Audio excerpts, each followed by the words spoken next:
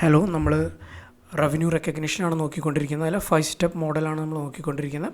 അതിൽ സെക്കൻഡ് സ്റ്റെപ്പാണ് നമ്മൾ ഫോക്കസ് ചെയ്യാൻ പോകുന്നത്. സെക്കൻഡ് സ്റ്റെപ്പ് എന്ന് പറഞ്ഞാൽ identifying performance obligation in A contract. അപ്പോൾ എന്താണ് പെർഫോമൻസ് ഒബ്ലിഗേഷൻ എന്നുള്ളതാണ് നമ്മളിന്ന് നോക്കാൻ പോകുന്നത്.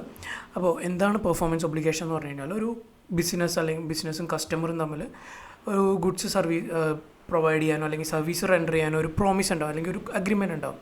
ആ അഗ്രിമെൻ്റ് അല്ലെങ്കിൽ ആ ഒരു കോൺട്രാക്റ്റിൽ പറഞ്ഞേക്കുന്ന ഗുഡ്സ് പ്രൊവൈഡ് ചെയ്യാം അല്ലെങ്കിൽ സർവീസ് ഡെലിവറി ചെയ്യാം എന്ന് പറയുന്ന പ്രോമിസിനെയാണ് നമ്മൾ പെർഫോമൻസ് ഒബ്ലിഗേഷൻ എന്ന് പറയുക. അപ്പോൾ ഓരോ പെർഫോമൻസ് ഒബ്ലിഗേഷനെയും ഒരു സെപ്പറേറ്റ് പ്രോമിസായിട്ട് നമ്മൾ കൺസിഡർ ചെയ്യണം. അപ്പോൾ ഗുഡ്സ് ട്രാൻസ്ഫർ ചെയ്ത് കഴിഞ്ഞാലും സർവീസ് റെൻഡർ ചെയ്ത് കഴിഞ്ഞാലും സെപ്പറേറ്റ് പ്രോമിസായിട്ട് ഓരോ ഒബ്ലിഗേഷനും, ഇപ്പോൾ 3 പെർഫോമൻസ് ഒബ്ലിഗേഷനാണുള്ളതെങ്കിൽ 3 സെപ്പറേറ്റ് പ്രോമിസായിട്ട് കരുതണം. ഇനി ഇതിൻ്റെ അക്കൗണ്ടിങ് നോക്കുകയാണെങ്കിൽ, പെർഫോമൻസ് ഒബ്ലിഗേഷൻ അക്കൗണ്ട് ചെയ്യുന്നത് എപ്പോഴാണെന്ന് വെച്ച് കഴിഞ്ഞാൽ, ഒരു പ്രോമിസ്ഡ് ഗുഡ് അല്ലെങ്കിൽ സർവീസ് ഡിസ്റ്റിങ്ക്റ്റ് ആണെങ്കിൽ അതിനെ സെപ്പറേറ്റ് ആയിട്ട് അക്കൗണ്ട് ചെയ്യണം. അപ്പോൾ ഒരു പെർഫോമൻസ് ഒബ്ലിഗേഷൻ, കമ്പനി ഒരു കോൺട്രാക്റ്റിൽ ഏർപ്പെട്ടു, അതിലൊരു പെർഫോമൻസ് ഒബ്ലിഗേഷൻ ഉണ്ട്. പെർഫോമൻസ് ഒബ്ലിഗേഷൻ എന്ന് പറഞ്ഞു കഴിഞ്ഞാൽ നമ്മൾ പറഞ്ഞു പ്രോമിസാണ്, ഗുഡ്സ് ഡെലിവറി ചെയ്യാനാവാം അല്ലെങ്കിൽ സർവീസ് റെൻഡർ ചെയ്യാനാവാം.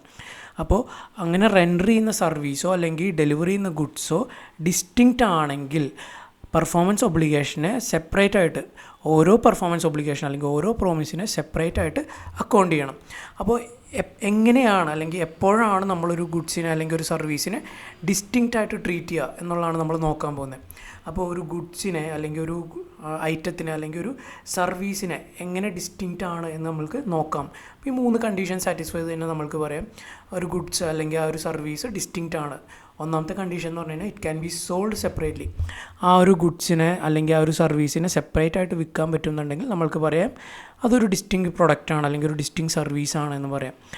കൂടാതെ it has A separate function or purpose. ആ ഒരു സർവീസിനോ ആ ഒരു ഗുഡ്സിനോ ഒരു സെപ്പറേറ്റ് പർപ്പസ് ഉണ്ട് അല്ലെങ്കിൽ ഒരു സെപ്പറേറ്റ് ഫങ്ഷൻ ഉണ്ട്.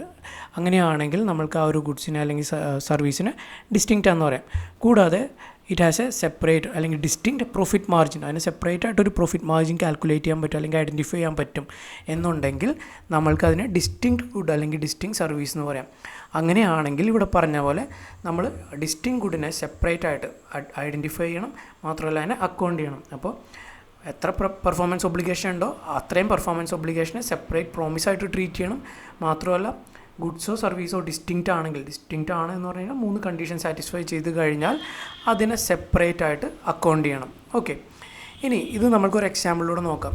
ഒരു മൊബൈൽ ഫോൺ കമ്പനിയുടെ കാര്യം തന്നെ എടുക്കാം. നമ്മളുടെ എക്സാമ്പിളിൽ പറയുകയാണെങ്കിൽ ജിയോ നമ്മൾക്കറിയാം വോയിസ് കോളുകളും ഡാറ്റ പ്ലാനുകളും തരുന്ന അല്ലെങ്കിൽ ഒരു സർവീസ് റെൻഡർ ചെയ്യുന്ന ഒരു കമ്പനിയാണ്. അപ്പോൾ സർവീസ് അവരുടെ മെയിൻ റവന്യൂ എന്ന് പറഞ്ഞു കഴിഞ്ഞാൽ ഡാറ്റ പ്ലാൻ ഓഫർ ചെയ്യുക അല്ലെങ്കിൽ കോൾ പ്ലാനുകൾ ഓഫർ ചെയ്യുക എന്നുള്ളതാണ്. അതിൻ്റെ ഒപ്പം ഒരു ബണ്ടിലായിട്ടൊരു സ്മാർട്ട് ഫോണും കൂടി തരുന്നുണ്ട് എന്ന് വെച്ചോ. ഓക്കെ, യൂഷ്വലി അങ്ങനത്തെ കുറേ പ്ലാനുകളുണ്ട്. അതായത് ഒരു ഡാറ്റ പ്ലാൻ സെലക്ട് ചെയ്യുമ്പോൾ ഒരു ഫോണും കൂടി സെലക്ട് ചെയ്ത് കഴിഞ്ഞാൽ ഇത്ര പ്രൈസ് കൊടുത്താൽ മതി എന്നൊക്കെ പറഞ്ഞ് ജിയോ ഓഫർ ചെയ്യുന്നുണ്ട്. അപ്പോൾ ഒരു ബണ്ടിൽ പ്ലാനിൽ അവർ പറയുകയാണ് സ്മാർട്ട് ഫോണും തരാം, അതിൻ്റെ ഒപ്പം ഡാറ്റ പ്ലാനും തരാം. അങ്ങനെയാണെങ്കിൽ നമ്മൾക്കിവിടെ നോക്കുകയാണെങ്കിൽ സ്മാർട്ട് ഫോൺ എന്ന് പറയുന്ന ഒരു ഗുഡ്സ് അല്ലെങ്കിൽ ആ ഒരു ഐറ്റം സെപ്പറേറ്റ്ലി സെല്ല് ചെയ്യാൻ പറ്റുന്നതാണ്. അപ്പോൾ നമ്മൾക്ക് പറയാം അതൊരു ഡിസ്റ്റിങ്ക്റ്റ് ഗുഡ്സാണ്.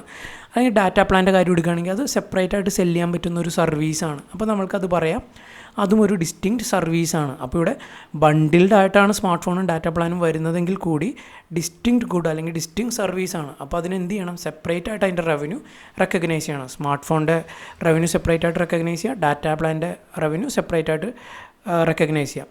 ഇനി ഇതേ എക്സാമ്പിളിൽ സ്മാർട്ട് ഫോണും ഡാറ്റ പ്ലാനും കൂടി ചേർന്നുള്ള ബണ്ടിൽഡ് ഓഫറിൽ ജിയോ എന്ന് പറയുന്ന കമ്പനി ഒരു 1 ഇയർ വാറൻറ്റി കൂടി സ്മാർട്ട് ഫോൺ ഓഫർ ചെയ്യുന്നുണ്ടെങ്കിൽ വാറൻറ്റീനെ നമ്മൾക്ക് ഡിസ്റ്റിങ്ക്റ്റ് ഗുഡ് ഒരു സർവീസായിട്ടോ ഗുഡ്സായിട്ടോ നമുക്ക് ട്രീറ്റ് ചെയ്യാൻ പറ്റില്ല. എന്താണെന്ന് വെച്ച് കഴിഞ്ഞാൽ അതിനെ സെപ്പറേറ്റ് ആയിട്ട് സെല്ല് ചെയ്യാനുള്ള ഒരു കഴിവില്ല. വാറൻറ്റി എന്ന് പറഞ്ഞാൽ മാത്രം സെപ്പറേറ്റ് ആയിട്ട് നമുക്ക് സെല്ല് ചെയ്യാൻ പറ്റില്ല. മാത്രമല്ല അതിന് സെപ്പറേറ്റ് ഒരു പർപ്പസ് ഇല്ല. വാറൻറ്റിക്ക് ഫോൺ ഉണ്ടെങ്കിൽ മാത്രമേ പർപ്പസ് ഉള്ളൂ അല്ലേ. സ്മാർട്ട് ഫോൺ ഉണ്ടെങ്കിൽ വാറൻറ്റി കൊടുക്കുക. അപ്പോൾ ഡിസ്റ്റിങ്ക്റ്റ് ആയിട്ടൊരു ഗുഡാണ് അല്ലെങ്കിൽ ഒരു സർവീസാണ് വാറൻറ്റി എന്ന് നമുക്ക് പറയാൻ പറ്റില്ല. മാത്രമല്ല അതിനൊരു പ്രോഫിറ്റ് മാർജിൻ ഇല്ല വാറൻറ്റിക്ക്. അപ്പോൾ ഈ ഒരു എക്സാമ്പിളിൽ bundled smart phone plus data പ്ലാനിനെ നമുക്ക് ഡിസ്റ്റിങ്ക്റ്റ് ആയിട്ട് ഐഡൻറ്റിഫൈ ചെയ്യാം. സ്മാർട്ട് ഫോണിനെ സെപ്പറേറ്റ് അക്കൗണ്ട് ചെയ്യണം അതിൻ്റെ റവന്യൂ, ഡാറ്റ പ്ലാനിൻ്റെ സെപ്പറേറ്റ് ആയിട്ട് റവന്യൂ അക്കൗണ്ട് ചെയ്യണം. വാറൻറ്റീനെ നമുക്ക് എന്ത് ചെയ്യാൻ പറ്റില്ല, ഡിസ്റ്റിങ്ക്റ്റ് ആയിട്ട് ട്രീറ്റ് ചെയ്യാൻ പറ്റില്ല. ഓക്കെ, ഇനി ഇതിൻ്റെ ഇംപ്ലിക്കേഷൻസ് എന്തൊക്കെയാണെന്ന് വെച്ച് കഴിഞ്ഞാൽ, ഗുഡ്സും സർവീസസും റവന്യൂ റെക്കഗ്നിഷൻ നമ്മൾ പറഞ്ഞതിൻ്റെ ഒരു സമ്മറിയാണ് ഇവിടെ പറയാൻ പോകുന്നത്. അതായത് ഗുഡ്സോ സർവീസോ സെപ്പറേറ്റ് പെർഫോമൻസ് ഒബ്ലിഗേഷനായിട്ട് ട്രീറ്റ് ചെയ്യണം. എത്ര പെർഫോമൻസ് ഒബ്ലിഗേഷൻ ഉണ്ടോ അതിനെ സെപ്പറേറ്റ് പ്രോമിസ് ആയിട്ട് ട്രീറ്റ് ചെയ്യണം. മാത്രമല്ല ഡിസ്റ്റിങ്ക്റ്റ് ഗുഡ്സ് ഓർ സർവീസ് ആണെങ്കിൽ അതിൻ്റെ അക്കൗണ്ടിങ് സെപ്പറേറ്റ് ആയിട്ട് തന്നെ നടത്തണം. കൂടാതെ മൂന്നാമത്തെ ഇംപ്ലിക്കേഷൻ അല്ലെങ്കിൽ റവന്യൂ റെക്കഗ്നിഷൻ ഇംപ്ലിക്കേഷൻ എന്ന് പറഞ്ഞു കഴിഞ്ഞാൽ പ്രോപ്പർ ടൈമിംഗ് ആണ്. അതായത് revenue recognition when each obligation is satisfied. 3 obligation ഉണ്ട്, 3 പ്രോമിസ് ഉണ്ട് എങ്കിൽ റവന്യൂ എപ്പോഴാണ് റെക്കഗ്നൈസ് ചെയ്യേണ്ടത്? ഓരോ ഒബ്ലിഗേഷനും ഓരോ പ്രോമിസും സാറ്റിസ്ഫൈ ചെയ്യുമ്പോൾ ആ ഒരു ഒബ്ലിഗേഷനെ റെക്കോർഡ് ചെയ്യുക, അല്ലെങ്കിൽ ആ ഒരു ഒബ്ലിഗേഷൻ്റെ റവന്യൂ റെക്കഗ്നൈസ് ചെയ്യാം.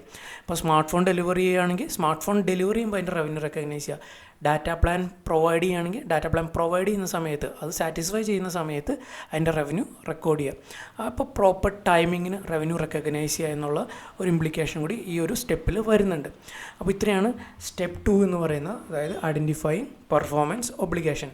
അപ്പോൾ ഇതിൽ എന്തെങ്കിലും ഡൗട്ട് ഉണ്ടെങ്കിൽ ചോദിക്കുക, വായിച്ചു നോക്കുക, കൃത്യമായിട്ട് പഠിക്കുക. ഓക്കെ.